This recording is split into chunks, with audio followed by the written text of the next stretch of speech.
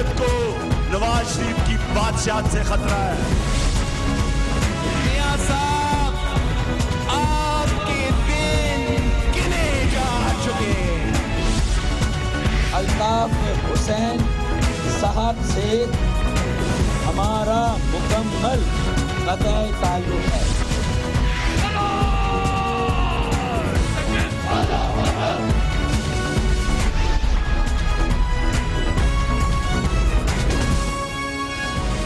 آپ دیکھ رہے ہیں خبروں، تبصروں اور تجزیات پر مبنی پاکستان کا سب سے معتبر نیوز شو دنیا، کامران خان کے ساتھ۔ السلام علیکم، میں ہوں کامران خان۔ بالآخر بلوچستان سے انسداد دہشت گردی کے حوالے سے ایک اچھی خبر آ گئی ہے، کیونکہ بلوچستان خاص طور پہ کوئٹہ کا شہر گزشتہ ایک سال کے دوران دہشت گردی کے بدترین واقعات کا مرکز رہا ہے۔ اب کہا یہ جا رہا ہے کہ کوئٹہ میں سانحہ سول اسپتال کا ماسٹر مائنڈ یہ وہی واقعہ ہے جس میں 18 اگست میں 56 وکلا سمیت 74 افراد کوئٹہ کے سول اسپتال میں جاں بحق ہو گئے تھے۔ اس کے ماسٹر مائنڈ کو آج صبح پشین سیکیورٹی فورسز کی کارروائی میں اس کے 4 ساتھیوں سمیت مار دیا گیا ہے۔ وزیر داخلہ بلوچستان سرفراز بگٹی نے اب سے 2 گھنٹے پہلے ایک نیوز کانفرنس میں بتایا ہے کہ سانحہ کوئٹہ کے ماسٹر مائنڈ کی شناخت جہانگیر بادینی کے نام سے ہوئی ہے اور دیگر ملزمان کی شناخت کے لیے ڈی این اے ٹیسٹ وغیرہ کیے جا رہے ہیں۔ آج سرفراز بگٹی نے یہ بڑی خبر دیتے ہوئے کہا، جہانگیر بادینی اس کا نام ہے، عرف محمد، عرف بزرگ، عرف امیر صاحب، یہ ایک کلعدم تنظیم کا سربراہ ہے اور یہ ماسٹر مائنڈ تھا 8 اگست کے حملے کا، اور اس نے خود ہی جا کر بلال انور کانسی صاحب کو شہید کیا تھا اپنے 2 اور ساتھیوں کی مدد سے۔ اس میں 2 کی ابھی تک آئیڈینٹیفیکیشن نہیں ہوئی ہے، باقی جن کی آئیڈینٹیفیکیشن ہوئی ہے وہ سب لوکلز ہیں۔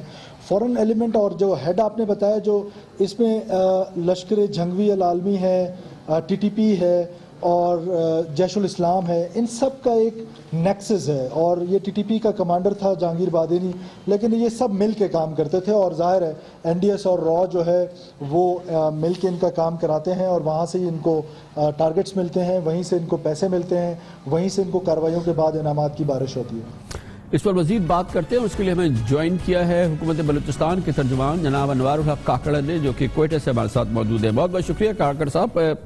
آپ بتائیے گا کہ کیسے پتہ چلا کہ جہانگیر بادینی اور اسی کے 4 لوگ جو کہ آج پشین میں سیکیورٹی فورسز کے ہاتھوں مارے گئے ہیں، یہی ان تمام واقعات کے کوئٹہ کے سول اسپتال کا واقعہ ہو، ہزارہ خواتین کا قتل ہو، ان تمام واقعات میں یہی گروہ ملوث تھا، یہ کیسے پتہ چلا ہے؟ بہت شکریہ کامران صاحب۔ It's a big day for Balochistan, it's a big day for Pakistan. آپ کو پتہ ہوگا کہ یہ ایک انٹیلیجنس پکچر ایمرج ہو رہی ہوتی ہے، اور ایسے انڈیویجولز جو کہ کلٹ لیڈرشپ کی صورت اختیار کر لیتے ہیں، ان کے پیچھے کنسسٹنٹ لا انفورسمنٹ ایجنسی جو ہے نا وہ لگی ہوئی ہوتی ہیں۔ تو ظاہر ہے یہ اس واقعے کے حوالے سے بھی جہانگیر اور اس طرح کے کچھ اور لوگ بھی تھے، وہ کیا کہتے ہیں سسپیکٹڈ تھے، مطلوب تھے ان واقعات کے سلسلے میں، اور آج پشین میں یہ ایک انکاؤنٹر میں مارے گئے ہیں، اور میرے خیال میں it's a very big achievement. Kakar صاحب یہ بتائیے گا یہ ہیں کس گروہ سے؟ یہ ایل جے کے ہیں، عالم اسلامی کے ہیں، کہ کس گروہ سے ہیں یہ، یا ان کا اپنا ہی کوئی گروہ تھا؟ جی، ان کے اسپرنٹر گروپ تھے لشکر جنگوی العالمی کے نام سے۔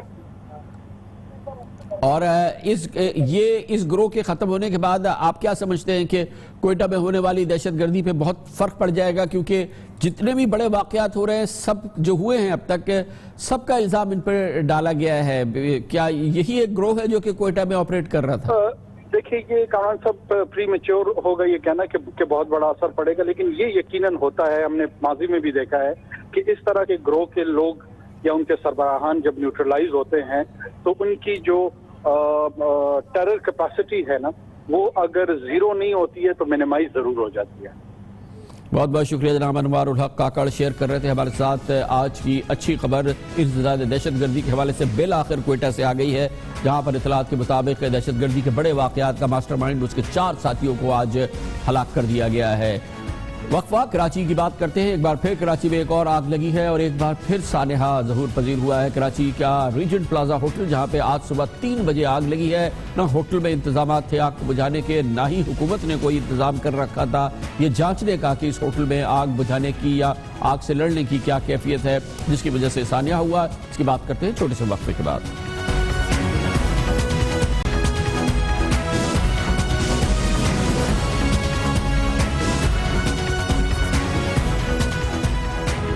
कराची में एक और बड़ी आग लगी है और एक बार फिर ये आग कराची की तारीख का सानहा बन गई है, क्योंकि इसकी वजह यह है कि आज अलग सुबह 3 बजे लगने वाली आग ने कराची के रीजेंट प्लाजा होटल में मुकीम 12 अफराद की जान ले ली, जिसमें होटल का मैनेजर भी शामिल है और तकरीबन 80 अफराद को इस आग ने घायल कर दिया है।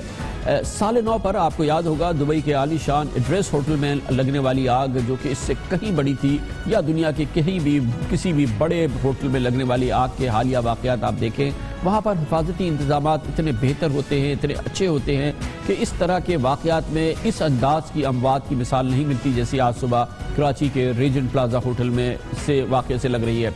वाज़ेह तौर पे लग रहा है कि कल रीजेंट प्लाजा में एक जानिब आग से निपटने के लिए मुरव्वजा तैयारी नहीं थी और जो ज़रूरी आलात थे वो इंतहाई नाकारा थे। इस होटल के अंदर जो भी तैयारी थी, इस वाक़े से एक बार फिर ये बात सामने आ गई है कि शहरी हुकूमतें हों और या मुतल्लिक़ा इदारे जिनका काम इस किस्म की इमारतों में, हस्पतालों में, इंडस्ट्रीज़ में इन ज़रूरी इंतज़ामात पर नज़र रखना होता है और इनकी मौजूदगी को, आग से निपटने के इंतज़ामात की मौजूदगी को यकीनी बनाना होता है, ये सरकारी इदारे मुकम्मल नाकाम रहे हैं। बिल्कुल इसी तरह से जैसे वो 4 साल पहले साने बल्दिया टाउन की आग में नाकाम हुए थे, जिसमें तकरीबन 300 लोगों की जान चली गई थी।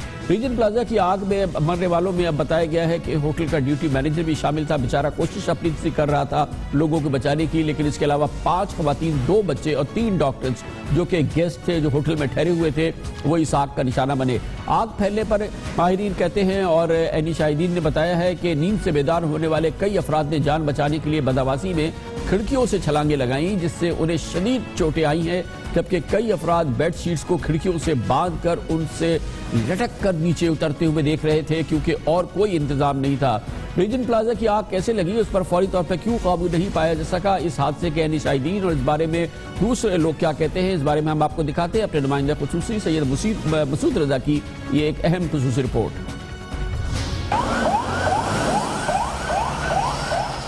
कराची के 4 स्टार होटल में 5 दिसंबर की शब लगने वाली आग 12 जिंदगियां बुझा गई, 65 अफराद जख्मी भी हुए। आग होटल के किचन में लगी, ग्राउंड फ्लोर और मेज़ानिन मुतासिर हुआ। आग बहुत शदीद तो नहीं थी, मगर एहतियाती तदाबीर के फुकदान ने इस आग को मोहलिक और जानलेवा बना दिया। एनी शाहिदीन और फायर ब्रिगेड अफसरान जो दास्तान सुना रहे हैं वो चश्मकुशा है। जैसे ही आग लगी है या स्मोक आना शुरू है तो वो जो अलार्म था उसको बजना चाहिए था, ताकि कम से कम जो ऊपरे फ्लोर वाले हैं वो जल्दी जल्दी अपनी एवैक्यूएशन करना शुरू कर देते। वो ऐसा हुआ नहीं है। इनका सबसे जो पोरेस्ट था ना, वो इसकी मैनेजमेंट थी कि इनको कुछ नहीं पता था। लास्ट टाइम में हम उतर के आए सीढ़ियों से, किसी ने नहीं कहा यहाँ से उतरना है, यहाँ से जाना है।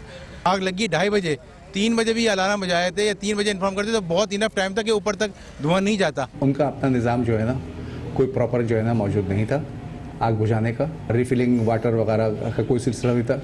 बराए नाम कॉस्मेटिक्स पर्पज़ के लिए चंद फायर एक्सटिंग्विशर लगाए हुए थे, जो उन्होंने ऑपरेट करके आग बुझाने की कोशिश की है, और जब उनसे बेकाबू हुई तो जब उन्होंने हमें इत्तला दी है। ये इंतहाई गैर जिम्मेदारी, इनकी नेग्लिजेंसी की वजह से लोग मरे हैं, लापरवाही और गफलत की वजह से लोग मरे हैं। शायद सारी इंतजामिया सो रही थी। दुनिया भर में इस तरह के हादसात होते हैं, मगर मौसर निज़ाम हादसात की शिद्दत को कम कर देता है। ये तो एक छोटी आग थी जिसने जिंदगियां निगल लीं। गुज़िश्ता साल दिसंबर में न्यू ईयर नाइट का मौका था और दुबई के एड्रेस होटल में इससे बहुत बड़ी आग लगी थी। यहाँ सयाहों का हुजूम था। लोगों से भरे हुए इस होटल में इस शदीद आग के बावजूद कोई जानी नुकसान नहीं हुआ, क्योंकि वहाँ एक निज़ाम मौजूद था। आज से 7 साल पहले भी इसी जगह पर आग लगी थी और उस वक्त इस होटल को यहाँ इस इलाके के फायर ऑफिसर ने एक रिपोर्ट बना कर दी थी कि आपको क्या क्या इंतजामात करने चाहिए। اس رپورٹ کو نظر انداز کرتے ہوئے رشوت کھلا کر بالا وہ سرٹیفکیٹ حاصل کر لیا گیا تھا اور اس کے بعد کوئی انتظام نہیں کیا گیا۔ نتیجہ یہ نکلا کہ اب جب آگ لگی تو نہ تو کسی اسٹاف کو یہ معلوم تھا کہ کس طرح سے باہر نکلنا ہے، کیونکہ وہ ڈرل بھی نہیں کرواتے جو ڈرل ضروری ہوتی ہے 3 مہینے میں، 4 مہینے میں یا 6 مہینے میں، کہ کس طرح سے ایمرجنسی کی صورت میں بلڈنگ کو خالی کرنا ہے۔ اس صورتحال میں یہ کہا جا سکتا ہے کہ ہوٹل انتظامیہ کے ساتھ ساتھ وہ سرکاری ادارے جو اس عمارت اور اس طرح کی دیگر عمارتوں کی جانچ پڑتال کے ذمہ دار ہیں، وہ بھی اس بڑے جانی نقصان کے براہ راست ذمہ دار ہیں۔ ایک اور آگ لگ گئی، ڈھونڈتے رہیں آپ اس کے ذمہ داروں کو اور کہتے رہیں کہ آئندہ اس قسم کی آگ نہ لگنے کے اقدامات کریں گے۔ حکومت کی جانب سے وزیر اعلیٰ مراد علی شاہ نے بھی یہ کہا ہے اور شاید حکومتی ادارے بھی کہیں گے کہ اب ہم اس کے لیے بھرپور کوششیں کریں گے اور ان انتظامات کو یقینی بنائیں گے۔ وہی وعدے ہیں جو اس سے پہلے ہم نے 4 سال پہلے سنے تھے جب بلدیہ میں ایک گارمنٹ فیکٹری میں آگ لگی تھی جس میں 250 سے زائد لوگ ہلاک ہوئے تھے۔ اس سلسلے کی ایک اہم ڈیولپمنٹ ہوئی ہے، اس کے مرکزی کردار کو ایک مرکزی ملزم پر جس کا الزام ہے کہ آگ اس نے لگوائی تھی، رحمان بھولا، وہ پکڑا گیا ہے۔ اور شاید پاکستانیوں نے انٹرپول کا نام تو سنا ہو لیکن اس کی کارکردگی نہ سنی ہو۔ تھائی لینڈ سے انٹرپول نے پکڑا ہے رحمان بھولا کو، اس کے بارے میں آپ کو بتاتے ہیں چھوٹے سے وقفے کے بعد۔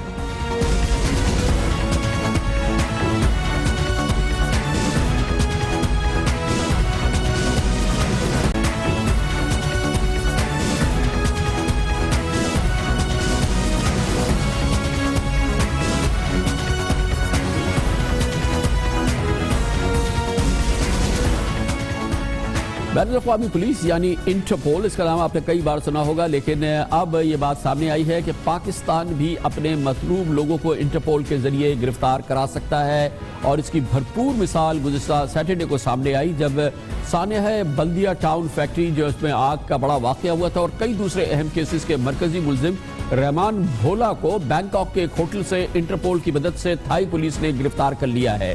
یہ اہم واقعہ ہے، 12 ستمبر 2012 کو بلدیہ ٹاؤن فیکٹری میں آگ لگنے سے 260 افراد جل کر جاں بحق ہو گئے تھے اور یہ بات ہم سامنے لا چکے ہیں اور اس سے پہلے سامنے آ چکی ہے کہ رحمان بھولا کا نام ECL میں ڈال کر اس کی گرفتاری کے لیے انٹرپول سے اب سے تقریباً 6 ہفتے قبل رابطہ قائم کیا گیا تھا اور سوئفٹ ایکشن ہوا ہے۔ اس ایکشن کے نتیجے میں رحمان بھولا کو بینکاک کے ایک ہوٹل سے سنیچر کے روز گرفتار کیا گیا۔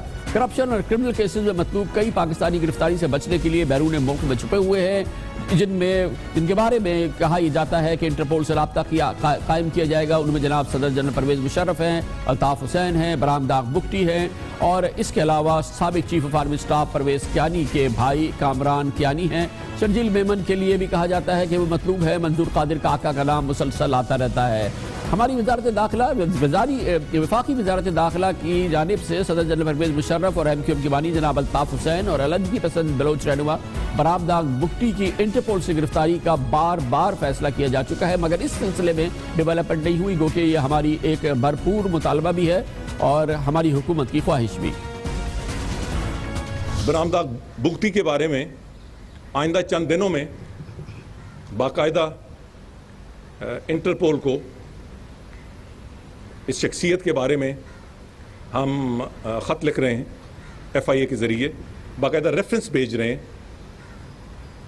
کہ ان کو پاکستان واپس لانے کے انتظامات کیے جائیں۔ اس پر مزید بات کرتے ہیں اور اس کے لیے ہمیں جوائن کیا ہے کراچی میں ہمارے بیورو چیف جناب ریحان ہاشمی نے۔ بہت بہت شکریہ ریحان ہاشمی صاحب۔ رحمان بھولا پکڑا گیا ہے، بہت عرصے بعد پاکستان کو انٹرپول کے ذریعے یہ بڑی کامیابی حاصل ہوئی ہے۔ رحمان بھولا ہے کون؟ دیکھیے کامل صاحب، جب فیکٹری میں آگ لگی تھی تو 3 نام سامنے آئے تھے۔ پہلے تو حادثہ کرا دیا گیا، پھر JIT بنائی جس میں سلطان خواجہ کے سربراہ تھے، DIG ایسٹ منیر شیخ تھے۔ JIT نے تقریباً 6 ماہ کی تفتیش کی، دبئی گئی، دبئی میں شاہد بھالیا اور پوری ان کے بھائیوں کے اسٹیٹمنٹ لیے۔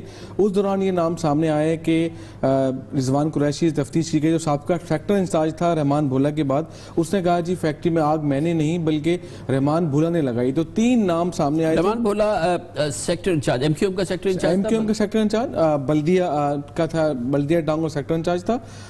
فیکٹری میں آگ لگنے کے بعد وہاں مدد کرتا رہا لوگوں کی، اس کے بعد कुछ अरसे बाद ये वीज़ा लगा के दुबई फरार हो गया। अच्छा, अभी हम ऑब्वियसली अभी ये इल्ज़ाम है रहमान बोला ने आग लगाई बल्दिया टाउन फैक्ट्री की, यही केस है जिसमें मतलब है ये पाकिस्तान में या और भी कोई केसेस है? देखिए कामरान साहब, अभी तक जो JIT आई थी और उसका रेड वारंट इसी केस में निकले हैं। 260 जैसे आपने लोग इसमें जिंदा जला दिए थे, और इसके अलावा इसमें 3 नाम थे जिनके पासपोर्ट कैंसिल कराने के लिए लिखा था JIT ने। इसमें हमार सिद्दीकी, ज़ुबैर उर्फ चरिया और रहमान बोला।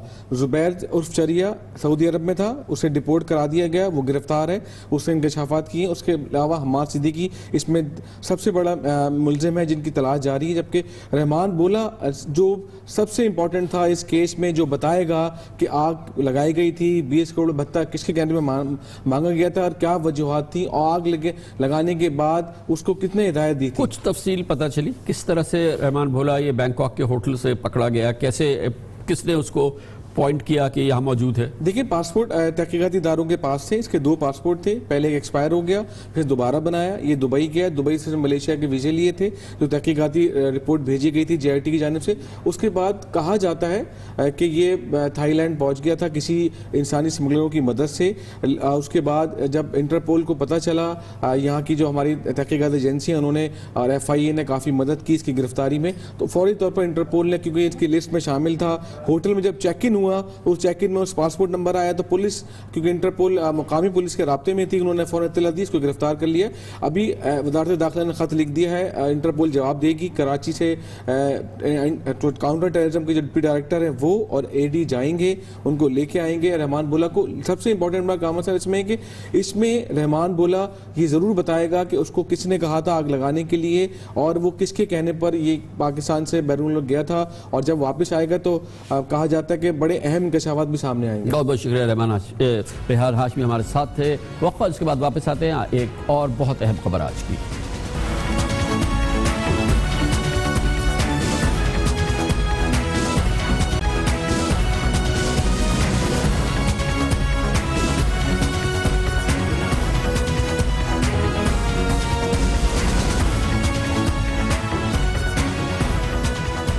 एक ज़माना था सन 2000 की दहाई का कि जब पाकिस्तान में अगर फॉरेन करेंसी एक्सचेंज का नाम होता था या बॉन्ड्स के कारोबार का नाम होता था तो एक ही नाम था कराची पाकिस्तान की फॉरेन करेंसी एक्सचेंज कंपनीज में, यानी खानानी एंड कालिया, जो कि राज किया करता था। ख्याल ये है कि सन 2000 की दहाई में तकरीबन 2000 से लेकर 2008 तक पाकिस्तान में फॉरेन करेंसी एक्सचेंज के काम में जो काम होता था उसका तकरीबन 70% काम खानानी और कालिया के पास से हुआ करता था। इनका नाम न सिर्फ पाकिस्तान में बल्कि बैन अल-अक़वामी तौर पर भी तस्लीम किया जाता था, हत्ता कि ये काम चलता रहा, और चाहे बॉन्ड का काम हो या करेंसी का काम हो। जब सन 2008 में पाकिस्तान पीपल्स पार्टी की हुकूमत आई और पहली बार खानानी एंड कालिया पर हाथ डाला गया और खानानी एंड कालिया का एक मरकज़ी किरदार वो इसमें गिरफ्तार हुआ, जावेद कालिया, और इसके साथ ही ये एक मामला चलना शुरू हुआ। तहकीकात फेडरल इन्वेस्टिगेशन एजेंसी ने शुरू की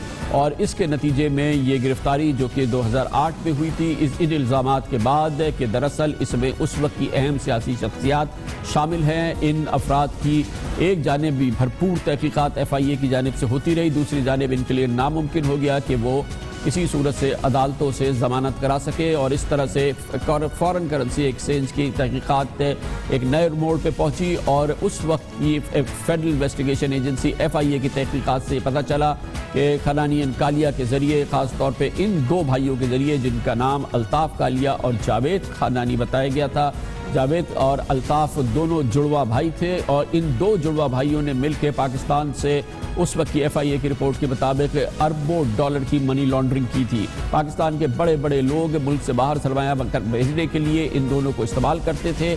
उसके बाद बिल आखिर कहीं जाके जब इनकी बेल हुई तो अभी इनकी कहानी ख़त्म नहीं हुई, मुसीबत की और परेशानी की।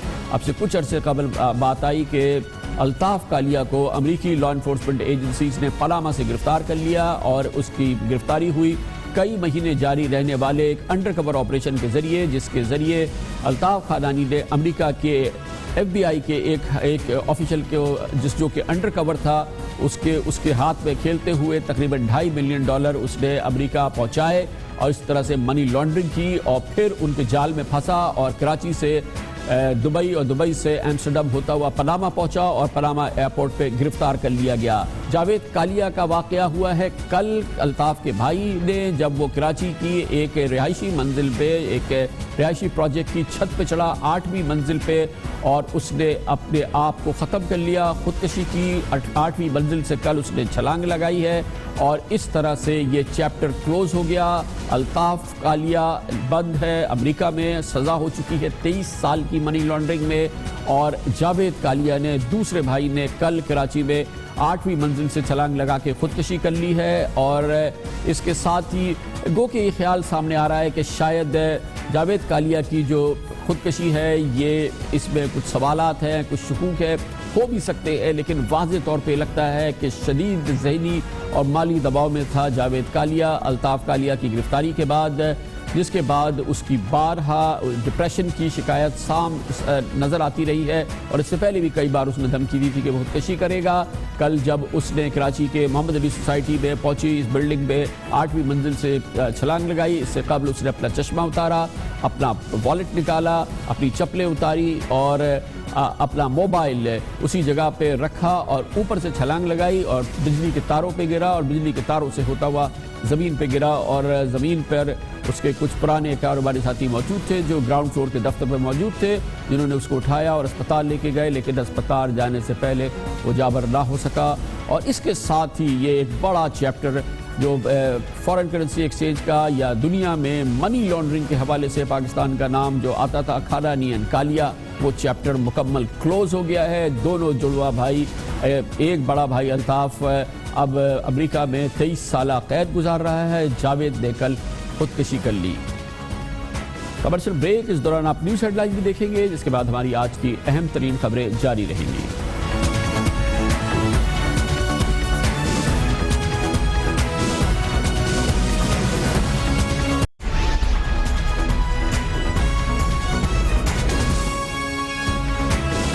آپ دیکھ رہے ہیں خبروں، تبصروں اور تجزیات پر مبنی پاکستان کا سب سے معتبر نیوز شو دنیا، کامران خان کے ساتھ۔ خارجہ پالیسی اور خارجہ محاذ کے حوالے سے پاکستان کو بدستور سخت مشکل صورتحال کا سامنا ہے۔ ایک نیا چیلنج سامنے آ رہا ہے۔ کل افغان صدر ڈاکٹر اشرف غنی نے ہارٹ آف ایشیا کانفرنس میں پاکستان پر نہ صرف سخت تنقید کی بلکہ حیرت زدہ کیا جب انہوں نے پاکستان کی جانب سے $500 ملین کی امداد لینے سے صاف انکار کر دیا۔ یہ بات اس وقت آئی ہے جب سے اب سے 2 ماہ قبل انہوں نے سارک کانفرنس میں بھی آنے سے انکار کر دیا تھا، گویا کہ وہ پاکستان کی دشمنی میں بھارت کے ہم پلہ کھڑے ہو گئے ہیں، اور یقینی طور پہ پاکستان کے لیے عسکری اور خارجی لحاظ سے ایک مشکل صورتحال ہے، ایک بڑا چیلنج ہے، کیونکہ ہمارے بیک وقت مشرقی اور مغربی پڑوسی دونوں نے ہی ہمارے لیے مشکلات پیدا کر دی ہے۔ پاکستان کو اپنے مشرق میں بھی ایک سخت صورتحال کا سامنا ہے بھارت کی وجہ سے، اور مغرب میں بھی پاکستان کو افغانستان کی موجودہ جو کیفیت ہے، جو اس کی پوزیشن ہے، اس کی وجہ سے سخت صورتحال کا سامنا ہے۔ ایک جانب ہمارے لیے سیکیورٹی چیلنج ہے، دوسرے جانب ہمارے لیے خارجہ پالیسی چیلنج ہے، اور یہ دونوں چیلنجز ہمارے سامنے ہیں۔ اور افسوس کی بات یہ ہے کہ یہ ڈاکٹر اشرف غنی وہی اشرف غنی ہیں جو صدر کا عہدہ سنبھالنے کے بعد پاکستان کے موقف کو سپورٹ کرتے تھے، بلکہ صدر بننے سے پہلے بھی وہ پاکستان کے بہت ہمدرد سمجھے جاتے تھے، اور جب وہ صدر بن گئے اور اس سے پہلے ان کے بیانات سے بات واضح تھی کہ بالآخر حامد کرزئی کے بعد افغانستان میں پاکستان کا موقف سمجھنے والی قیادت آ رہی ہے، اور پاکستان میں اس حوالے سے قدرے اطمینان تھا۔ یہ وہی اشرف غنی ہیں جو صدر کا عہدہ سنبھالنے کے 6 ہفتے کے بعد ایک بہت بڑے وفد کے ساتھ پاکستان کے دورے پر تشریف لائے تھے۔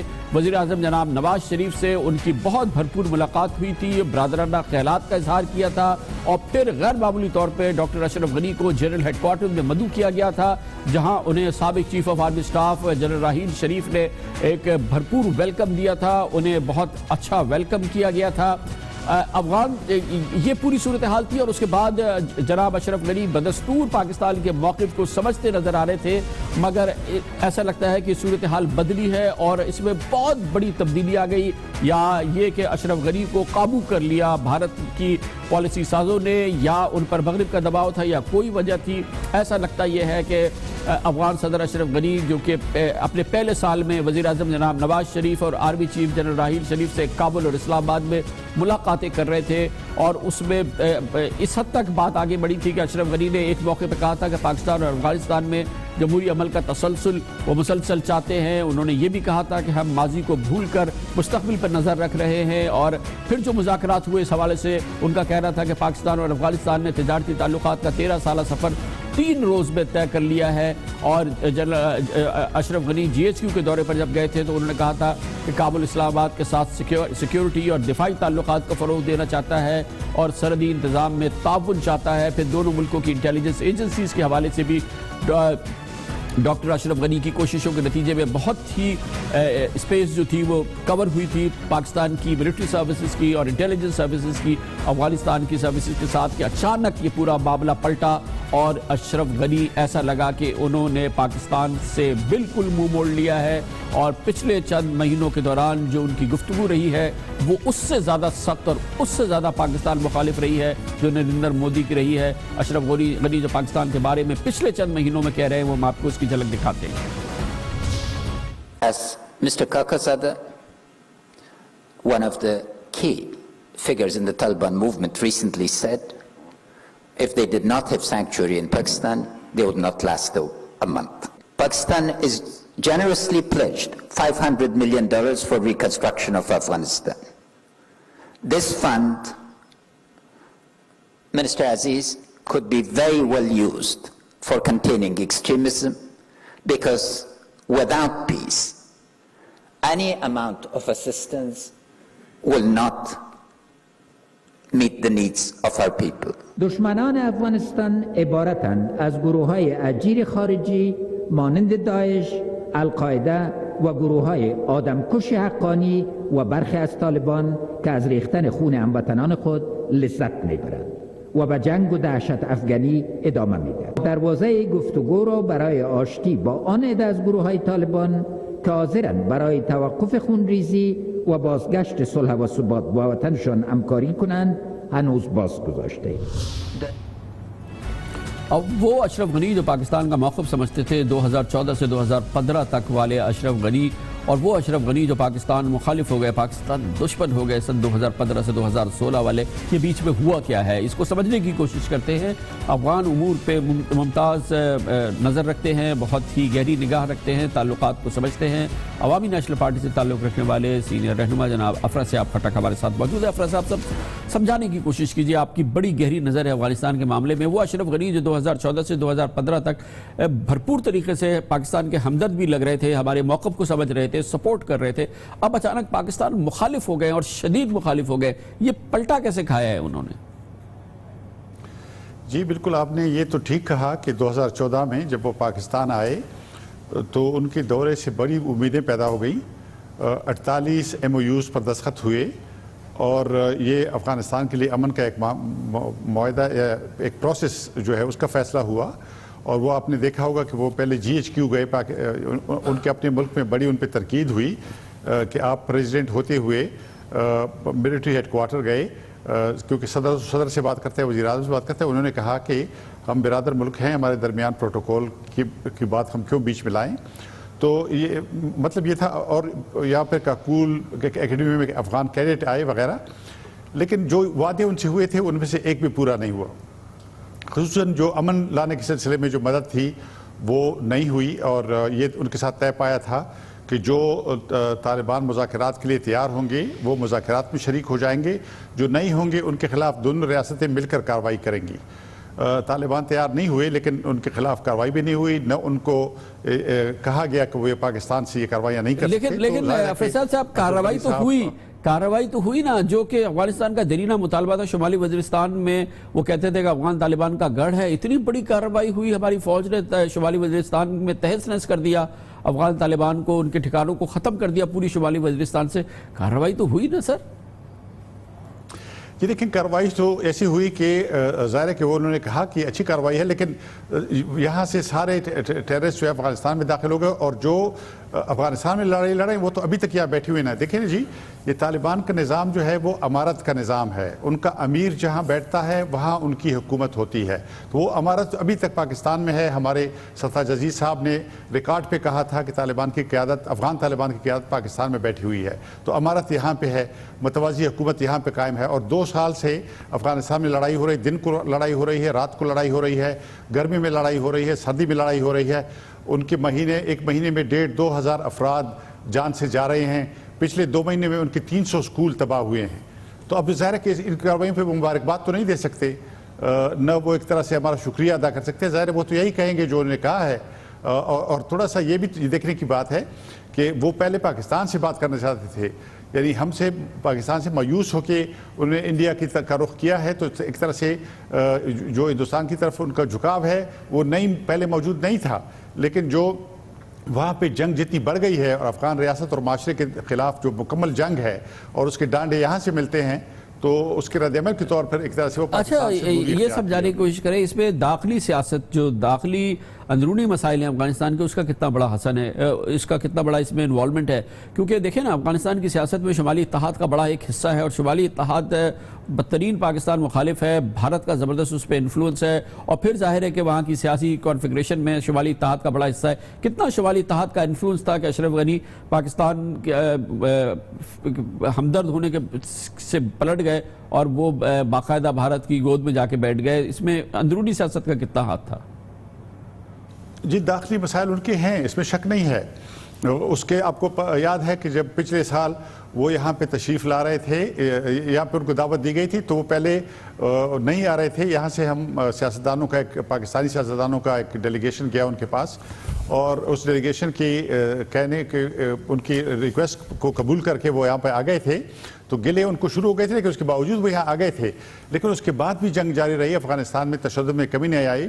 اور دیکھیں تھوڑا سا ہم پاکستان میں اپنی پالیسی کا جائزہ لیں. آپ ذرا دیکھیں یہ جو اعلامیہ جاری ہوا ہے ہارٹ آف ایشیا کانفرنس کا امرتسر سے، اس کے اندر جو دہشت گرد تنظیموں کے نام ہیں وہ ساری پاکستان میں ہیں، یا 99% پاکستان میں ہیں. اور خود ہمارے مشیر خارجہ صاحب نے بھی اس پر دستخط کیے ہیں. تو یہ ایسی پالیسی ہے کہ ہم خود اس کو ڈیفینڈ نہیں کر سکتے. میں سمجھتا ہوں کہ تھوڑی سی ہمیں اپنی افغان پالیسی پر نظر ثانی کرنی ہوگی، اور افغانستان کو انڈیا سے ڈی ہائیفنیٹ کرنا ہوگا. پاکستان اور افغانستان کے اپنے تعلقات ہیں، اس کو انڈیا کے پرزم سے نہیں دیکھنا چاہیے. امریکہ چلا جائے گا افغانستان سے، روس چلا گیا تھا، امریکہ بھی چلا جائے گا، لیکن پاکستان نے بھی یہاں رہنا اور افغانستان نے بھی رہنا ہے. ہم نے آپس میں بات کرنی ہے، اور یہ جو 4 فریقی مذاکرات تھے وہ ختم ہو گئے ہیں، لیکن کوئی پولیٹیکل انیشیٹو موجود نہیں ہے. تو یہ ایک طرح سے پاکستان کی حکومت کی ذمہ داری ہے کہ تھوڑا سا افغانستان کے ساتھ کوئی نیا انیشیٹو لے اور امن کی بحالی کے لیے اقدامات اٹھائے. پاکستان اور افغانستان کے درمیان ایسے تعلقات ہیں کہ جس میں کوئی تیسرا ملک نہیں آ سکے گا اگر ہم ایک درست افغان پالیسی اختیار کریں گے. بہت بہت شکریہ جناب افراد سے. آپ کھٹا کا عوامی نیشنل پارٹی سے تعلق ہے، پاکستان کی موجودہ افغان پالیسی کے ایک نقاد بھی ہیں، شدید تنقید بھی کرتے ہیں، لیکن بہرحال ان کا اوپینین سننا بہت ضروری ہے. مسئلہ ہے پاکستان کے لیے خارجہ محاذ پر کل وقتی وزیر خارجہ سے محروم پاکستان اس وقت ایک مشکل صورتحال کا سامنا کر رہا ہے. جب افغانستان کے موضوع پر کل اس کی صورتحال نظر آئی، ہارٹ آف ایشیا کانفرنس کے مشترکہ اعلامیہ میں پاکستان میں موجود مبینہ دہشت گردوں کی تو بھرپور نشاندہی کی گئی. پاکستان میں موجود مبینہ دہشت گرد گروہ کی بات کی گئی، مگر پاکستان میں ملوث بھارت اور افغانستان کی انٹیلیجنس ایجنسیز کی مدد سے کام کرنے والے دہشت گردوں کی بیخ کرنے کی نہ بات کی گئی ہے، نہ ہی ان گروپس کی جو کہ بھارت اور افغانستان میں موجود ہیں اس کا اس مشترکہ اعلامیہ میں ہارٹ آف ایشیا کانفرنس میں دور دور تک کوئی ذکر موجود نہیں تھا. اس بڑی بین الاقوامی کانفرنس کے اس ماحول کی وجہ سے پاکستان کے لیے بدمزگی بھی پیدا ہوئی جب مشیر خارجہ سرتاج عزیز کو مقررہ وقت سے پہلے کل امرتسر سے پاکستان کا رخ کرنا پڑا. ایک ڈیفیکلٹ سچویشن ہے جو کہ کل پھر سامنے آئی. اس سے قبل بھارت کے ایک اشارے پر پاکستان میں ہونے والی سربراہ کانفرنس، سارک سربراہ کانفرنس بالکل ڈھیر ہو گئی تھی، اور اس خطے میں موجود افغانستان، بنگلہ دیش، بھوٹان، حتیٰ کہ سری لنکا نے بھارت کی ایک خواہش کے آگے سرنگو ہو گئے تھے اور انہوں نے سارک سربراہ کانفرنس میں شرکت سے انکار کر دیا تھا. اسلام آباد سے انکاری ہو گئے تھے. سارک کے 5 انتہائی اہم ممالک ہے، اور پاکستان کے لیے جو خارجہ محاذ پر چیلنج ہے وہ بہت زیادہ عیاں ہو کے سامنے آیا تھا. ہارٹ آف ایشیا کانفرنس میں پاکستان کے قریبی دوست چین نے بہرحال روایتی طور پہ پاکستان کا بھرپور ساتھ دیا، لیکن خوشگوار حیرت بھی تھی پاکستان کے لیے خارجہ پالیسی کے حوالے سے کہ پاکستان کے دفاع کے لیے غیر متوقع طور پہ روس سامنے آیا، اور روس کی جانب سے پاکستان کی حمایت صدارت نے بھارت کو بہرحال ششدر کر دیا، جو کہ چھانے کی کوشش کر رہا تھا اس کانفرنس میں، اور افغانستان کے لیے روس کے خصوصی نمائندے تھے زمیر کالابوروف، جنہوں نے کل ہارٹ آف ایشیا کانفرنس میں پاکستان پر جب الزام تراشی جاری تھی، انہوں نے کہا کہ یہ غلط ہے اور یہ جگہ الزامات میں کا کھیل کھیلنے کی نہیں ہے۔ روس کی جانب سے پاکستان کی اس طرح سے حمایت میں آنا یہ غیر معمولی واقعہ ہے۔ روس کے خصوصی مشیر نے کیا کہا، آپ کو سناتے ہیں۔ I don't think that Heart of Asia is the right place for setting scores between member states. We believe the Heart of Asia is a dialogue platform which can complement but never supplement of existing well-known regional organization, which is India, almost a full member, and we are in favor of putting aside bilateral blames, because after these blames life will continue and your countries will remain for centuries neighbors. روس نے بھارتی media میں بھی کی جانب سے بھی بھرپور کوششوں کا جواب دیا، جب اسی روس کے نمائندہ خصوصی کو بھارت کے میڈیا نے بہت اکسایا کہ وہ پاکستان کے خلاف کچھ بولے، مگر روس کے اس نمائندہ خصوصی نے وہاں پر بھی ایک بھرپور پاکستان کے حوالے سے اپنے رویے کا اظہار کیا، جو کہ یقینی طور پر خوشگوار حیرت تھی پاکستانیوں کے لیے۔ In the recent past, we've seen the alignment. We've seen how Russia has started doing business with Pakistan. And in the military presence or the military cooperation that Russia has with Afghanistan, that Russia has with India, Russian cooperation at the military level with Pakistan is a concern for these two countries. We cannot understand this, let me put it mildly, jealousy, because India has very close cooperation with the United States of America in the fields that we used to be almost the only trusted partner. So have you ever heard any complaints from Moscow about that? So let's be grown up. Let's look to the world as it is. We are living in a world of multipolar. یہ پوری صورتحال، یہ challenge Pakistan کی خارجہ policy کا، اس پر ہم بات کرتے ہیں۔ وزیر اعظم کے مشیر خصوصی برائے خارجہ امور اور نیشنل سیکیورٹی جناب سینیٹر سرتاج عزیز ہمارے ساتھ موجود ہیں۔ بہت بہت شکریہ سرتاج صاحب۔ فرمائیے گا کہ کل مشترکہ اعلامیہ میں بھارت کے موقف کی اور پاکستان مخالف موقف کی تو بڑی عکاسی ہو گئی، لیکن یہ جو ہارٹ آف ایشیا کا جوائنٹ کمیونیکے آیا، پاکستان کے کنسرن کی اس میں کہیں ہمیں نظر نہیں آئی صورتحال۔ پاکستان میں جو دہشت گردی ہو رہی ہے جن ملکوں کی جانب سے ہو رہی ہے، اس کا تو کوئی ذکر نہیں ہے اس مشترکہ اعلامیہ میں۔ مشترکہ اعلامیہ جو ہارٹ آف ایشیا کا جاری ہوا ہے، یہ مجموعی طور پہ ایک بیلنسڈ اعلامیہ ہے۔ اس کو نیگوشیٹ پچھلے 2-2.5 مہینے سے ہو رہا ہے اور تمام، اور اس لیے بائی کنسنسس اڈاپٹ ہوا ہے۔ اس میں کوئی ایسے نہیں ہے کہ ہمیں رول کیا گیا یا ہمارے مخالفت، اور اس میں یہ جو پیراگراف جس کی طرف توجہ لوگ مبذول کر رہے ہیں کہ جہادی تنظیموں کا ذکر ہوا ہے، اس میں پہلی بات یہ ہے کہ وہ صرف افغانستان کے حوالے سے نہیں ہے، پورے ریجن کے حوالے سے۔ تو اس میں تمام کوئی 10-12 تنظیموں کا ذکر ہے۔ اس میں طالبان کے علاوہ جو داعش ہے وہ بھی ہے، القاعدہ بھی ہے، جو مختلف دوسرے گروپ ہیں جند اللہ وہ بھی ہیں۔ تو وہ اس کا جو آپریٹو پیراگراف ہے وہ یہ ہے کہ اس لیے تمام ممالک کو کہا جاتا ہے کہ وہ اپنی جو قومی کاؤنٹر ٹیررزم پالیسی ہے اس کے مطابق اور اقوام متحدہ کی جو 2006 کی گائیڈ لائنز ہیں ان کے مطابق کارروائی کریں۔ ہم یہ کر رہے ہیں، ہمارا نیشنل ایکشن پلان ہے، اور ہم یہی کہہ رہے ہیں کہ ہم یہ کارروائیاں اپنے سیکورٹی کے لیے کر رہے ہیں، دوسروں کو خوش کرنے کے لیے یا ان کے دباؤ پہ نہیں کر رہے۔ تو اس لیے ہمارا یہ پیراگراف جو ہے یہ ہمیں کوئی اس میں نہیں ہے، اور اس لیے اس لحاظ سے یہ بیلنسڈ ہے۔ انہوں نے کوشش کی ظاہر ہے اپنی طرف سے کہ صرف وہ تنظیمات ڈالیں جو پاکستان کے حوالے سے ہیں، لیکن وہ باقی ممالک نے اس کو بیلنس کر دیا، اور یہ ایگریمنٹ ہے۔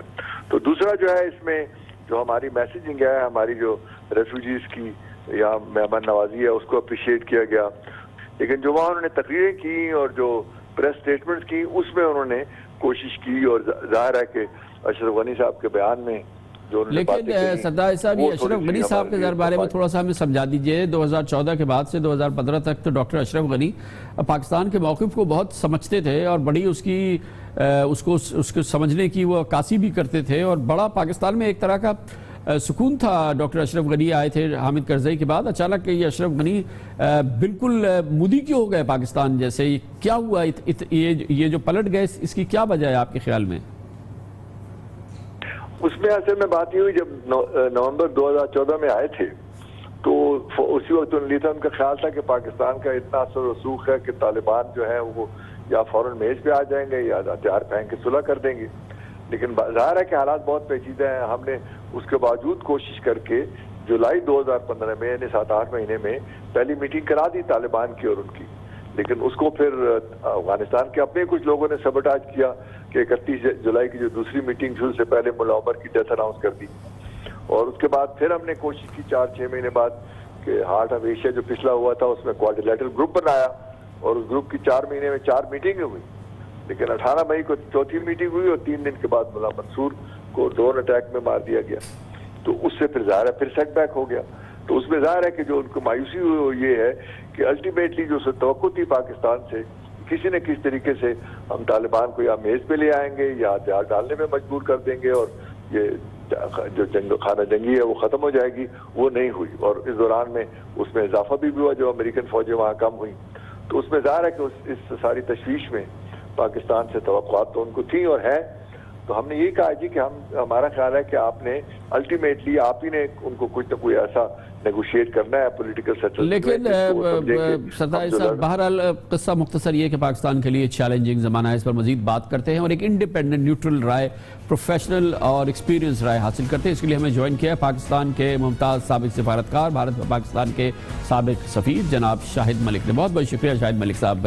ہم نے دیکھا یہ سارک کا فیاسکو ہوا, ریجن کی تمام ملکوں نے ہماری سمٹ کانفرنس میں آنے سے انکار کر دیا صرف اس لیے کہ بھارت ایسا چاہتا تھا. کل ہارٹ آف ایشیا کانفرنس ہوئی, وہاں پر بھی ایک انپلیزنٹ سچویشن میں جناب سرفراز عزیز کو پاکستان واپس آنا پڑا اور اس کے جوائنٹ جو اسٹیٹمنٹ ہے اس میں بھی پاکستان کے موقف کی ترجمانی نظر نہیں آتی, پاکستان میں ہونے والی دہشت گردی کے حوالے سے کوئی گفتگو نظر نہیں آتی. کافی بڑا چیلنج لگ رہا ہے پاکستان کی فورن پالیسی کے حوالے سے خطے میں, خاص طور پہ ہمارے ریجن میں بھی ایسا لگتا ہے کہ ہم آئسولیٹ ہو رہے ہیں, ہم تنہائی کا شکار ہو رہے ہیں. ہے نا یہ بڑا چیلنج ہمارے لیے اس وقت؟ جی دیکھیے, جو خطے میں بدلتی ہوئی صورتحال ہے اس کے پیش نظر تو ایک چیلنج ضرور ہے, لیکن ہماری حکومت, ہمارے سفارتکار, ہمارا فارن آفس بالکل اس بات پہ پورا ان کو یقین ہے اور میں بھی اس پہ یقین رکھتا ہوں کہ وہ اس چیلنج کا اچھی طرح سے مقابلہ کریں گے. اب آپ دیکھیے, جہاں آپ نے آئسولیشن کا ذکر کیا, میں تھوڑا آپ سے اختلاف کروں گا. آپ دیکھیے, آپ نے خود اپنے پروگرام کے شروع میں بتایا, روس کا موقف بتایا, اس کے ساتھ ساتھ ایران کی آفر ہے میڈیشن کی. تو میرے نزدیک یہ نئی گراؤنڈ ریالٹیز ہیں جن کا ایک ہمیں پورا جائزہ لینا چاہیے, اور یہاں میرے خیال میں ہمیں ایک موقع مل گیا کہ ہم اپنی جو اسٹریٹجی ہے اس کو تھوڑا سا ری الائن کریں, اس کے بارے میں دوبارہ کچھ سوچا جائے.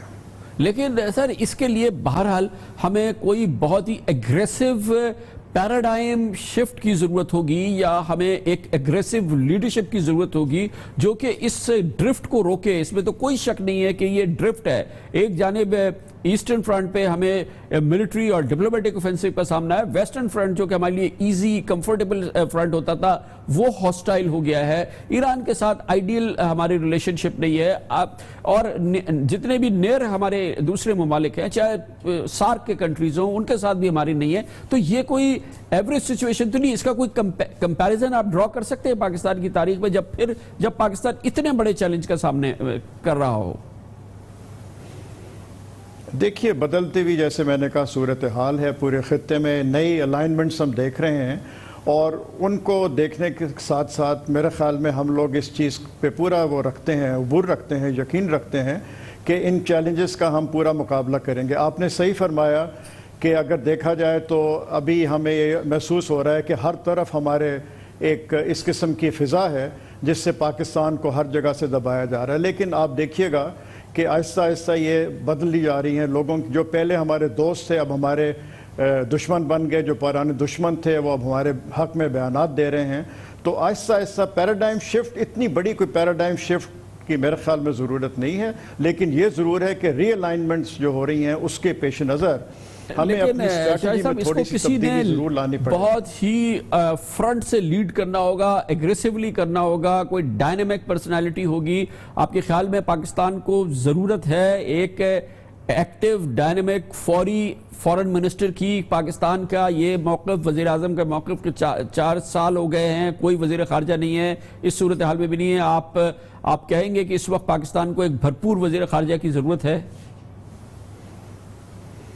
دیکھیے کامران خان صاحب، میں ہندوستان میں کافی دیر رہا ہوں اور میرے ہوتے ہوئے وہاں پہ وزراء خارجہ یہاں پہ رہے ہیں پاکستان میں. اس کے باوجود آپ دیکھیے کہ ہندوستان کے رویے میں یا دنیا میں کیا ایسا چینج آ گیا کہ فارن منسٹر کے ہوتے ہوئے یا نہ ہوتے ہوئے. اس سے میں آپ سے ضرور اتفاق کروں گا کہ ہمارے پاس اس قسم کے لوگ ہیں. سرتاج عزیز صاحب خود موجود ہیں، اتنے تجربہ کار وہاں سیاستدان ہیں اور ان کا فارن افیئرس پہ بھی بڑا عبور ہے. تو انہوں نے بڑی بھرپور طریقے سے پاکستان کی قیادت کی ہے. فارن منسٹر ہو بہت اچھا ہے.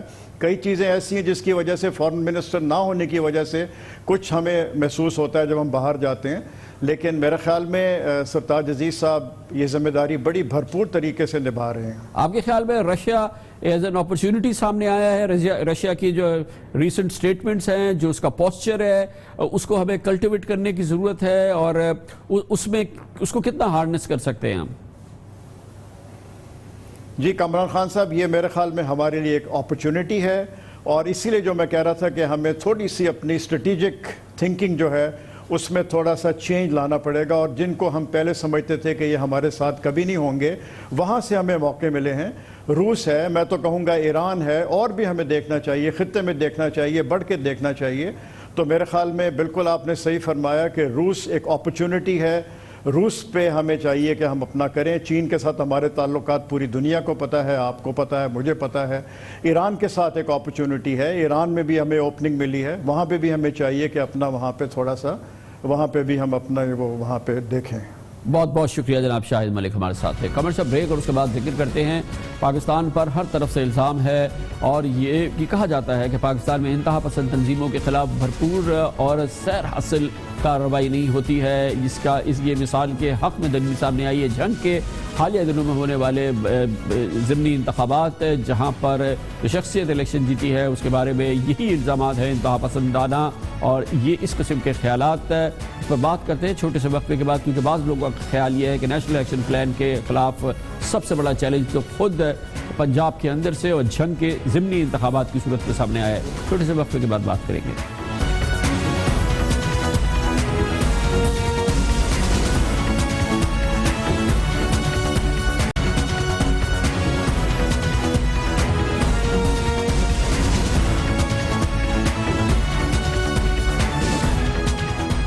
Welcome back. پاکستان کی رائے عامہ ہو، عسکری لیڈرشپ ہو، بالعموم سیاسی قیادت ہو، ملک میں دہشت گردی کی بڑی وجہ پنجاب میں انتہا پسند تنظیموں کی موجودگی کو بتایا جاتا ہے. سیاسی ناقدین ہوں یا عسکری لیڈرشپ ہو، اس بات کا گلہ بار بار آپ نے سنا ہوگا ٹیلی ویژن پہ لوگ کرتے ہیں کہ پنجاب میں جڑ پکڑنے والے انتہا پسند گروپوں کے خلاف کارروائی اور دور رس سیر حاصل کارروائی نہیں ہوئی، جس کی وجہ سے یہ انتہا پسند گروپ اور اس قسم کی دوسری تنظیمیں جو قانوناً کالعدم بھی ہیں اس کے باوجود متحرک ہیں اور یہ کالعدم تنظیمیں دراصل طاقت پکڑ رہی ہیں. اس کا بڑا اظہار ہوا جمعرات کو جب جھنگ کے حلقہ PP78 کے ضمنی الیکشن میں کالعدم سپاہی صحابہ کے بانی مولانا حق نواز جھنگوی کے بیٹے مولانا مسرور نواز جھنگوی کو کامیابی اس حوالے سے اور اس کامیابی کو اب ایک سنگ میل کہا جا رہا ہے. کہتے ہیں کہ مائل سٹون ہے اور یہ بات نوٹ کی جا رہی ہے کہ انہیں ان کے مد مقابل ملک کی تینوں بڑی سیاسی جماعتیں یعنی مسلم لیگ نون، تحریک انصاف اور پیپلز پارٹی کے مجموعی ووٹوں سے زیادہ ووٹ ملے. یہ بھی کہا جا رہا ہے کہ مولانا مسرور جھنگوی جن کی شناخت ہمیشہ سے انتہائی متنازع تقاریر کے حوالے سے رہی ہے، اب ان کی کامیابی نیشنل ایکشن پلان کی ناکامی ہے. اسی کو اس سے تعبیر کیا جا رہا ہے. نیشنل ایکشن پلان کا نقطہ نمبر 5 تھا کہ نفرت انگیز تقاریر اور تحریری مواد پر پابندی لگائی جائے، جبکہ نیشنل ایکشن پلان کا نقطہ نمبر 15 یہ تھا کہ پنجاب میں عسکریت پسندی کو برداشت نہیں کیا جائے گا. اور یہی پوری صورتحال ہے جس کی وجہ سے کہا جا رہا ہے کہ اس الیکشن نے نیشنل ایکشن پلان کو بری طرح سے متاثر کیا ہے. اس پر اخبارات بھی اداریے لکھ رہے ہیں اور تشویش کا اظہار کر رہے ہیں. ڈان اخبار اپنے اداریے میں لکھتا ہے کہ 4 شیڈیول میں شامل افراد کو ان کے نفرت بھرے پیغام سے روکنے کے لیے تو عوامی جلسے یا جلوس میں شرکت کی بھی اجازت نہیں ہوتی.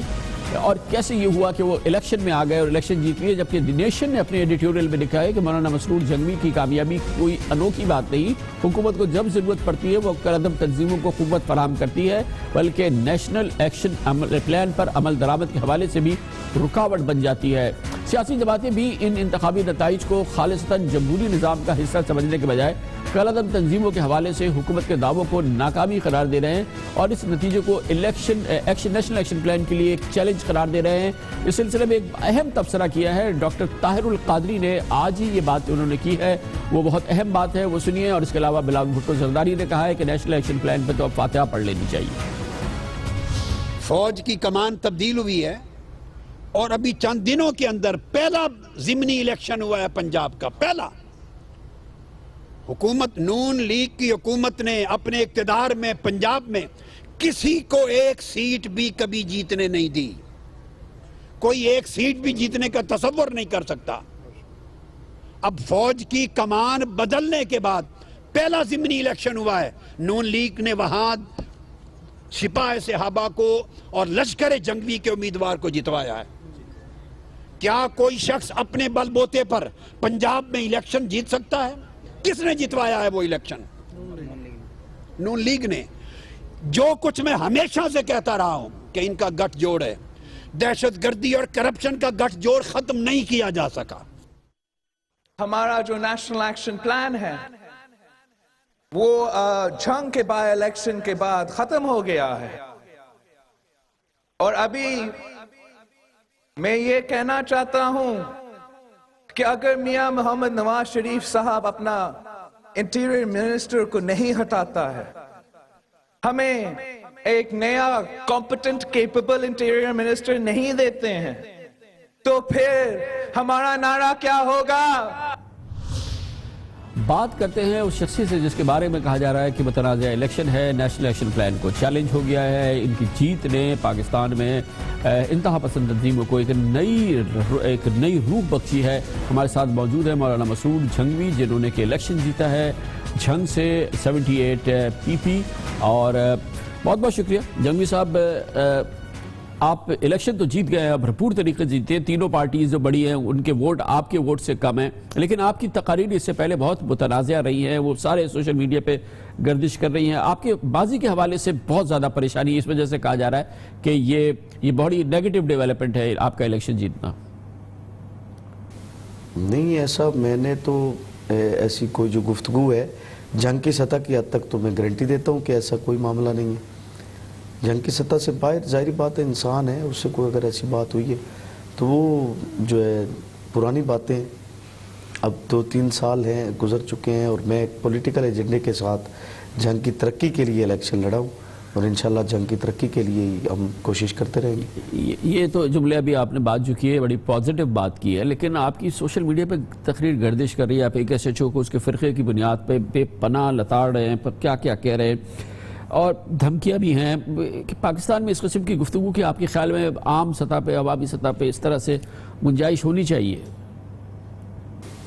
نہیں، وہ ایسی کوئی بات نہیں ہے، یہ غلط فہمی ہے۔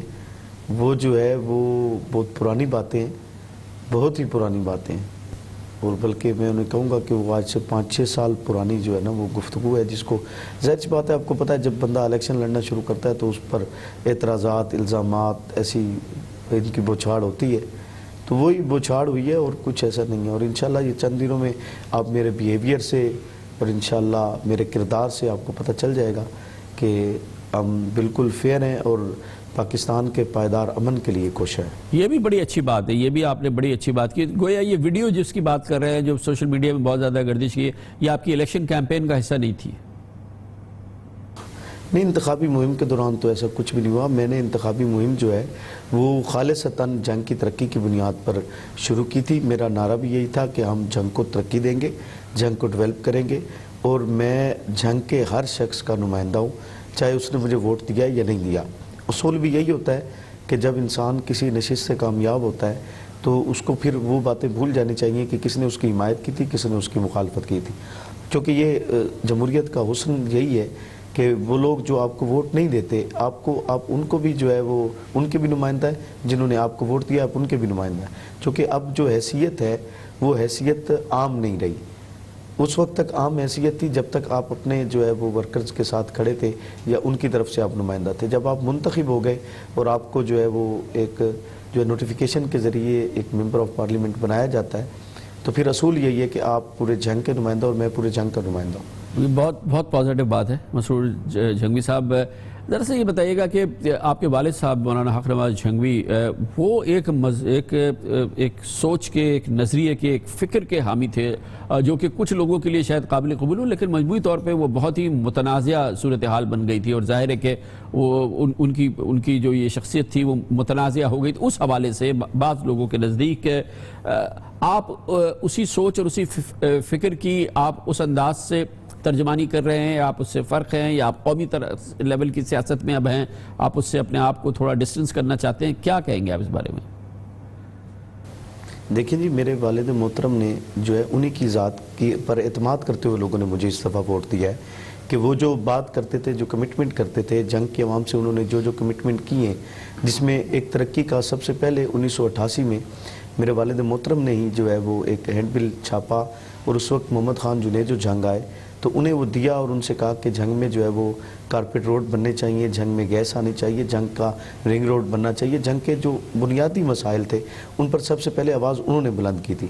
پھر انہوں نے سیاست میں حصہ لیا اور باقاعدہ جو ہے انہوں نے 39,800 ووٹ حاصل کیے، اور پھر اس کے بعد جو ہے وہ ایک سسٹم سیاسی جو ہے وہ ہمارا چلتا آ رہا ہے۔ تو میں جو ہے اسی سسٹم چونکہ ایک وہ عوامی جو خدمت ہے، عوام کی ایک جو نمائندگی ہے، میں اس نمائندگی پر پورا اترنے کی کوشش کروں گا کہ مجھے عوام نے اپنی خدمت کے لیے منتخب کیا ہے تو میں انشاءاللہ العزیز ان کی بھرپور خدمت کروں گا۔ بہت بہت شکریہ جناب مسرور نواز جھنگوی ہمارے ساتھ تھے، مختلف گفتگو کر رہے ہیں، اور جو گفتگو ہم نے جناب مسرور نواز جھنگوی کی سنی ہے یہ پازیٹیو گفتگو ہے، اور اگر یہ عمل شروع ہو رہا ہے، جو بھی بیک گراؤنڈ ہے، جو بھی انتہا پسند تنظیموں کا بیک گراؤنڈ رہا ہے، یا ہم منسلک لوگوں کی بات کر رہے ہیں، لیکن اگر وہ قومی دھارے میں شامل ہونے کی بات کر رہے ہیں، اور اگر واقعی دل سے یہ پازیٹیو ڈیولپمنٹ ہے اور یہ واقعی دل سے اس طرح کی چیز چاہتے ہیں، تو یہ بہرحال اس کو ویلکم کرنا چاہیے، کیونکہ اب جمہوریت کے حوالے سے، جمہوریت کے راستے سے یہ ایک عمل شروع ہوا ہے۔ فی الحال تو اس میں یہی پازیٹیو بات ہے جو ہم نے آپ کے سامنے رکھی۔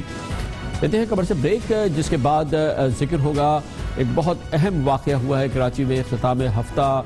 کراچی میں ڈاکٹرز کی ایک بڑی انجمن تھی، وہاں پہ پاکستان کے فرشتہ صفت ڈاکٹر ادیب الحسن رضوی موجود تھے۔ انہوں نے کہا کہ آپ لوگ اپنے اعضاء ڈونیٹ کریں، بعد از موت اعضاء ڈونیٹ کرنا بہت ضروری ہے۔ زندہ ان لوگوں کی جو کہ امراض میں مبتلا ہیں ان کی زندگیاں بچانے کے لیے کئی درجن ڈاکٹر ایک ساتھ کھڑے ہو گئے اور انہوں نے اپنے اعضاء ڈونیٹ کیے۔ یہ ایک بہت بڑی اور خوشگوار خبر ہے اختتام ہفتہ کی، اس پر بات کرتے ہیں چھوٹے سے وقفے کے بعد۔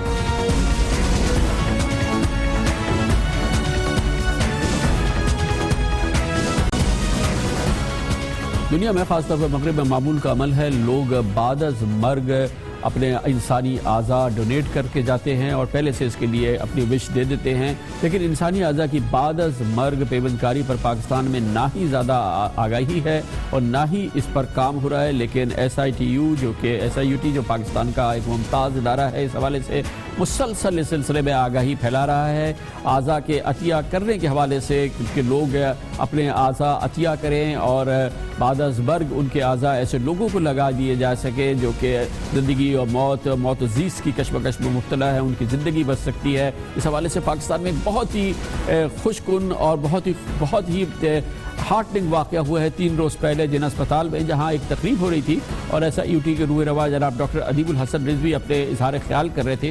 ان کی تقریر تھی اسی حوالے سے کہ بعد از مرگ اپنے اعضاء آپ عطیہ پہ دیں، اور ان کی تقریر اتنی پر اثر تھی کہ جناح اسپتال کے جناح پوسٹ گریجویٹ میڈیکل سینٹر کے شعبہ حادثات کی انچارج ڈاکٹر سیدی جمالی سمیت 40 افراد نے، جس میں ڈاکٹر شامل تھے، پیرامیڈکس تھے، اسی وقت بعد از مرگ اپنے اعضاء عطیہ دینے کا اعلان کر دیا۔ بہت ہی خوشگوار یہ عمل تھا اور یہ ایک بہت بڑی مثال بھی قائم ہوئی۔ اس حوالے سے ہم بات کرتے ہیں، ہمارے ساتھ موجود ہے ڈاکٹر سیدی جمالی۔ بہت بہت شکریہ ڈاکٹر صاحب، بتائیے گا کہ کیا کہا ایسا ڈاکٹر ادیب رضوی نے کہ آپ نے اور آپ کے دوسرے ساتھیوں نے 40 لوگوں نے مل کے اسی وقت فیصلہ کیا کہ ہم بعد از مرگ آپ لوگ اپنے اعضاء کا عطیہ دیں گے؟ میرے خیال سے لوگ بہت انسپائرڈ ہیں پروفیسر ادیب رضوی صاحب سے. He is a legend for Pakistan. He has done a great job and انہوں نے جو کہا وہ انہوں نے کر دکھایا. تو میرے خیال میں بہت سارے ڈاکٹرز اور نرسز اور موٹیویٹ ہوئے ہیں اور بہت سارے لوگوں نے وہ پلیج فارمز بھری ہیں جو SIUT والوں نے اس دن رکھی تھی ہمارے لیے, اور اسی دن ہم نے بھی یہ پلیج فارم بھری ہے. میں نے لوگوں کی تڑپ دیکھی ہے جن کے بچے جو ہیں رینل فیلئر سے مر جاتے ہیں, جن کے لوگ جو ہیں آنکھوں کی نور کے بغیر مر جاتے ہیں. تو اگر ہمارے تو کسی کام کی آرگنز نہیں رہتے after we are dead and gone, but other people can live through them. اور اگر یہ ہیلدی آرگنز ہوں تو میرے خیال میں اس میں کوئی مذائقہ نہیں کہ ہم سب اس بات سے انسپریشن لیں. بہت بہت شکریہ ڈاکٹر سیمی جمالی. ہمارے ساتھی دنیا کے بہت سارے ممالک میں عالم اسلام کے اعلیٰ ترین مفتیان نے اس حوالے سے فتاوی دیے ہیں کہ آپ اپنے اعضاء ڈونیٹ کریں. یہ بہت ہی نیک عمل ہے. پاکستان میں سندھ میں اس حوالے سے قانون سازی موجود ہے. اس موضوع پہ بات کرتے ہیں اور اس کے لیے ہمارے ساتھ ایک بار پھر موجود ہیں جناب ڈاکٹر ادیب الحسن رضوی, جنہوں نے اپنی زندگی غریبوں کے علاج کے لیے اور خاص طور پہ اب وہ بعد از مرگ اعضاء کے عطیات کے حوالے سے ایک کیمپین چلا رہے ہیں. بہت بہت شکریہ ڈاکٹر صاحب. 25-30 سال ہو گئے آپ لوگوں سے کہہ رہے ہیں, انسسٹ کر رہے ہیں, ان کو ریکویسٹ کر رہے ہیں کہ بعد از مرگ وہ اپنے اعضاء عطیہ کر دیں. کتنی آپ کو کامیابی ہوئی ابھی تک اس سلسلے میں؟ دیکھیے اس میں کامیابی نمبر آف ڈونرز میں تو ہم اتنی نہیں کہہ سکتے, لیکن سب سے بڑی چیز ہے اگر ہم پہلے کسی سے بات کرتے تھے ڈیزیز ڈونر کی یا مرنے کے بعد اپنے اعضاء دے دیجئے تو لوگ بڑا برا مانتے تھے, مایوس سمجھتے تھے, بلکہ کچھ لوگ گالیاں دے کر چلے جاتے تھے. اب یہ پوری چیز ریورس ہو گئی ہے. ہر شخص سننے کے لیے تیار ہوتا ہے اور پھر وہ کسی حد تک خود سے معافی مانگتے ہیں کہ میں تو دے دیتا لیکن بچے کی ماں یا باپ یا چچا نہیں مان رہا ہے. تو یہ بہت بڑی تبدیلی ہوئی ہے کہ ناؤ اب جو لوگ ہیں وہ سننے کے لیے آپ کی بات تیار ہیں, اور یہ بہت بڑا چینج ہے, بہت بڑا انقلاب ہے. میں آپ کے تھرو JPMC کی ٹیم کا شکریہ ادا کرنا چاہوں گا جس نے کہ یہ آرگنائز کیا تھا, خاص طور سے professor of neuro surgery doctor خیرات رضوی اور وہاں کی ڈائریکٹر سیمی جمالی کا. اس کے بعد ہمارے کے ان جتنے ڈاکٹرز تھے جناح کے, وہ سب کا مشکور ہوں کہ انہوں نے ایک ایسا ماحول پیدا کیا, اور ہم اپنے ڈاکٹر کے تو ہمیشہ مشکور ہوتے ہیں جو کر رہے ہیں. ڈاکٹر صاحب آپ نے کہا اویئرنیس ماشاءاللہ ہو رہی ہے, لوگ آ رہے ہیں رجسٹر کراتے ہیں اپنے آپ کو اور کہتے ہیں کہ جی بعد از مرگ وہ ڈونیٹ کرنے چاہتے ہیں. اس طرح سے ہو رہا ہے؟ میرا خیال ہے 2-3 ہزار سے زیادہ لوگ ہیں جو موجود ہیں, لیکن بدقسمتی یہ ہے کہ ابھی بھی میں اسپتالوں کا نام لے سکتا ہوں جہاں پر کہ 7 سے 8 تک برین ڈیتھ پڑے رہتے ہیں, لیکن نہ تو سینئر ڈاکٹرز انٹرسٹ لیتے ہیں انفارچونیٹلی, نہ حکومت انٹرسٹ لگتی ہے, نہ کوئی ایسا قانون بنایا گیا ہے جسے کمپلسری کر دیا جائے کہ جب برین ڈیتھ ڈکلیئر ہوتی ہے تو اسے جو وہاں کا ڈائریکٹر ہے وہ فوراً خود بذات خود اس کو انفارم کرے تاکہ آرگن ریٹریو کیے جائیں. ایسی کوئی چیز اب تک نہیں بن سکی ہے. اچھا ڈاکٹر صاحب آپ نے دیکھا یہ کہ جو مغرب ہے یا دوسرے ممالک ہیں جو کہ جن کی آئیڈینٹی مسلم ممالک ہیں, بہت زیادہ وہاں کامن ہے یہ چیز, لوگ اپنے اعضاء ڈونیٹ کرتے ہیں. مسلمان ملکوں میں کیا فیڈ بیک ہے, کیا آپ تک اطلاعات آ رہی ہیں, کتنے لوگ بعد از مرگ اپنے اعضاء عطیہ دے رہے ہیں؟ آپ کو تعجب ہوگا کہ یہ جو فلسفہ حیات ہے یہ ہمارا آپ کے زمانے کا نہیں ہے.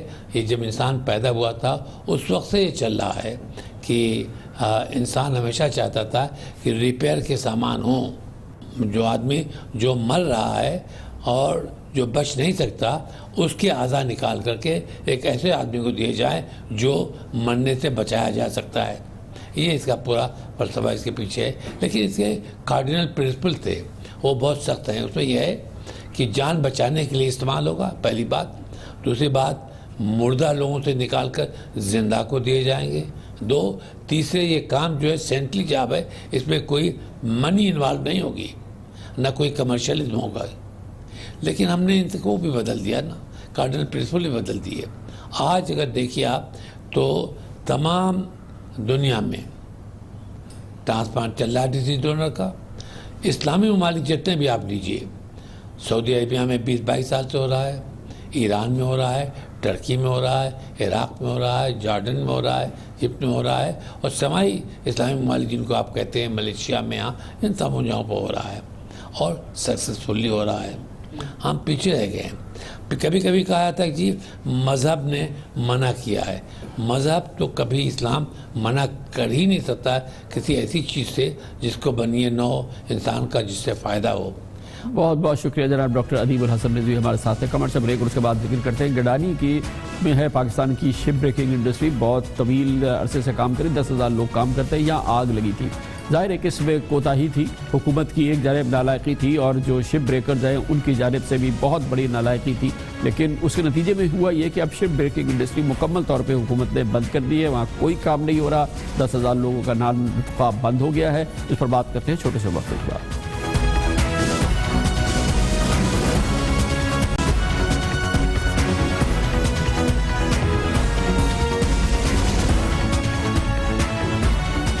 بلوچستان کے ساحلی علاقے گڈانی میں پچھلے ماہ تیل بردار جہاز میں آگ لگنے کی ہلاکتوں کے المناک واقعے کے بعد سے اب تک وہاں شپ بریکنگ انڈسٹری مکمل طور پر بند ہے. یعنی کہ پاکستان میں ابھی فی الحال شپ بریکنگ انڈسٹری نہیں ہے. کل بلوچستان ہائی کورٹ بلکہ آج ہی ایک آرڈر کیا ہے جس میں شپ بریکنگ ایسوسی ایشن کو گڈانی میں کام شروع کرنے کی عدالت کی جانب سے کہا گیا ہے کہ اسے اجازت ہونی چاہیے وہ کام کرے. گڈانی شپ بریکنگ یارڈ میں توڑنے کے لیے پچھلے جو نومبر کو واقعہ ہوا تھا اس میں ایک آئل ٹینکر میں آگ لگی تھی جس میں 26 لوگوں کی جانیں چلی گئی تھی. 60 لوگ زخمی ہوئے تھے. وہاں کام کرنے والے محنت کشوں کا کہنا تھا کہ ہلاکتوں کی تعداد اس سے کہیں زیادہ ہے. کچھ لوگ کہتے تھے کہ 100 سے زائد لوگوں کی جان گئی ہے. لیکن بہرحال گڈانی شپ بریکنگ انڈسٹری بہت امپورٹنٹ ہے. تقسیم ہند سے پہلے یہاں قائم ہوئی تھی اور پاکستان بننے کے بعد سے یہ دنیا کا سب سے بڑا شپ بریکنگ یارڈ تھا. یہ بہت اہم جگہ ہے لیکن یہاں پہ نہ سہولیات ہیں، حکومت کی عدم دلچسپی آیا ہے ہر جگہ آپ کو نظر آتی ہے جس کی وجہ سے تنزلی کا شکار ہے. اور یہ انڈسٹری اب اس سے پہلے بہت ہی دگرگوں صورتحال میں تھی. گڈانی شپ بریکنگ انڈسٹری میں ایک اندازے کے مطابق ڈائریکٹلی اور انڈائریکٹلی 10,000 محنت کش کام کرتے ہیں اور یہاں ہر سال تقریباً 100 جہاز لائے جاتے ہیں اور ان کو توڑا جاتا ہے. پچھلے ایک ماہ سے گڈانی میں کام مکمل طور پہ بند ہے. پرانے جہاز توڑنے کے لیے اب کہا جا رہا ہے کہ دوسری جگہیں جا رہی ہیں اور شاید بنگلہ دیش اور بھارت وغیرہ میں، چائنا میں شپ بریکرز جو ہے وہ ان جہازوں کو حاصل کر رہے ہیں. پاکستان کا ہر صورت میں نقصان ہے لیکن جو شپ بریکرز ہیں وہ اپنی جگہ انہوں نے بالکل پرواہ نہیں کی تھی مزدوروں کی اور ان کی فلاح کی. حکومت کو تو ایسا لگتا ہے کہ اس معاملے سے تعلق ہی نہیں تھا مگر حکومت نے کاروبار فی الحال بند کر دیا. اس پر بات کرتے ہیں. اس کے لیے ہمیں جوائن کر رہے ہیں جناب وقاص ملک جو شپ بریکنگ ایسوسی ایشن کے ریپریزنٹیٹیو بھی ہیں. اور جی وقاص صاحب، یہ جو واقعہ ہوا جو بھی ماہرین ہیں وہاں کے وہ کہتے ہیں کہ جو گڈانی والا واقعہ ہوا ہے اس کی کلیتاً ذمہ داری آپ لوگوں پہ عائد ہوتی ہے کیونکہ آپ نہ لیبر پریکٹسز وہاں پہ انفورس کرتے ہیں نہ آپ کے سیفٹی سیکیورٹی میجرز ہوتے ہیں. کھلے عام آپ جس طرح کا کام کر رہے ہوتے ہیں. اس میں فیول تھا، اس کو گیس کٹر سے کاٹا جا رہا ہے، آگ لگ گئی، 26 لوگ جان پہ چلے گئے. بیسک ذمہ دار آپ ہیں. بسم اللہ الرحمن الرحیم. پہلے تو آپ کے توسط سے جو مرحومین ہیں ان کے لیے دعائیں مغفرت کرے پورا پاکستان، اور جن کے ساتھ یہ حادثہ ہوا اللہ تعالیٰ ان کو کمپنسیشن دے. تیسری بات یہ ہے کہ جو آپ نے کہا ہے کہ ایسی کوئی بات نہیں کہ وہاں پہ ہم نے لیبر کو سہولت یاد نہیں دی ہوئی یا ٹریننگ نہیں دی ہوئی. ٹریننگ ہم دیتے ہیں اور اسپیشلی ان کو کہتے ہیں کہ جس طرف سے ہوا آئے اس طرف سے نہیں کاٹنا، دوسری طرف سے کاٹنا ہے. جہاز ہوتا ہے ایک سمندر کے اندر، وہاں اس کے اوپر چڑھنا ناممکن بات ہے. یہ تو اللہ تعالیٰ کی ذات کو پتہ ہے، جو ٹھیکیدار تھا اس کو پتہ ہے. اگر وہ زندہ ہوتا، وہ جو لیبر زندہ ہوتی، وہ واقعات بتاتی کہ ہمارے ساتھ ہوا کیا ہے. تیسری بات یہ کہ آپ نے کہا کہ تیل بہت آیا جہاز میں. جہازوں میں تیل تو ہوتا ہے، تھوڑا بہت ہوتا ہے تیل، چونکہ وہ چل کے آتا ہے آؤٹر اینکریج پہ کھڑا ہوتا ہے تیل. وہ اسی طرح 4 دن 5 دن وہ آؤٹر اینکریج پہ کھڑا ہو کے پھر بیچ ہونے کے لیے آتا ہے. لیکن یہ اتنی محنت کرتے ہیں ان کی فلاح کے لیے، ان کی ویلفیئر کے لیے. وہاں نہ اسپتال ہے، نہ کوئی آپ لوگوں نے کوئی ان کے لیے فیسلٹیز بنائی ہیں، نہ ان کو کوئی لک آفٹر کرنے کی کوئی فیسلٹیز ہے. بیسک رسپانسبلٹی بھی آپ لوگ پوری نہیں کر رہے ہیں. بیسک دیکھیں ہاں، نمبر 1 ہم نے ڈسپینسری رکھی ہوئی ہے اپنی بیسک. 2 نمبر پہ ہم نے ہیلمٹ، جو بھی ان کے گلوز ہیں، ان کے چشمے ہیں، یونیفارم ہیں، وہ رکھے. ہر جگہ پہ پھر بھی ہم نے فائر ایکسٹینشن رکھا ہوا ہے جو کہ کہیں پہ چھوٹا موٹا حادثہ ہو جائے تو آگ کو فوری طور پر ہم بجھا سکیں. فی الحال بند ہو گیا کام یہ فی الحال آج 144 جو بلوچستان کے چیف جسٹس ہیں انہوں نے آرڈر کیا ہے اس کی کاپی ابھی تک ریسیو نہیں ہوئی. ابھی لیسن کیا لرن کیا ہے آپ نے اور حکومت نے, یہ تو بتائیے آپ نے سبق کیا سیکھا, آئندہ جب آپ دوبارہ یہ کھلے گا تو کتنا آپ بہتر طریقے سے کام کریں گے, کتنا آپ سیکیورڈ ہوں گے؟ دیکھیں جی یہ تقریباً 45 سال سے چل رہی ہے انڈسٹری, اکا دکا واقعہ تو ہوتے رہتے ہیں مگر یہ بہت بڑا آسانیہ ہوا ہے. اس سے یہ لرن کیا ہے کہ پراپر جو بھی میجرمنٹ ہیں ہیلتھ کے یا لیبر کے وہ کیے جائیں گے. مثال کے طور پر وہاں کوئی ایمبولینس کا انتظام کیا جائے گا, پراپر کوئی ڈسپنسری کی جائے گی, یا پھر ہم شپ بریکرز مل کے کوئی چھوٹا ہاسپٹل بنا دے جائیں گے. جب تو جہاں تک بات ہے یہ تو کام ہے حکومت کے. حکومت ہم سے سالانہ 13 سے 15 بلین ٹیکس لیتی ہے, اس کا صرف 10% بھی اس انڈسٹری ایریا میں لگا دیا جائے, وہاں بجلی آ جائے گی, گیس آ جائے گی, پانی آ جائے گا, ہاسپٹل بن جائیں گے, کالج سکول بن جائیں گے, جہاں کہ وہاں کے لوگوں کی لائف بہت اچھی ہو سکتی ہے. حکومت کو بھی تو اس میں چاہیے نا کہ چلے 12 سے 13 سے 15 بلین لیتے ہیں, اس کا چلے 10% بھی نہیں 1% بھی لگا دے تو اس سے بھی وہاں کی بہتری ہو سکتی ہے.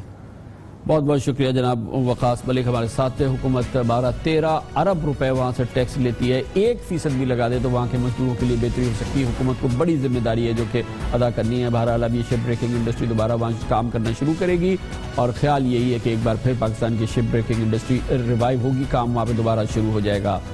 اس کے ساتھ ہی ہمارے آج کے پروگرام کا اختتام ہوتا ہے. کل آپ سے پھر ملاقات ہوگی. کل تک کے لیے کامران خان کو اجازت. اللہ حافظ و ناصر.